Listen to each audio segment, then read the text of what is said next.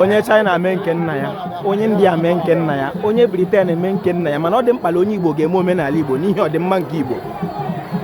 Ọ dịghị bụ onye China ga-hapụ omenala China bụ eme nke Igbo.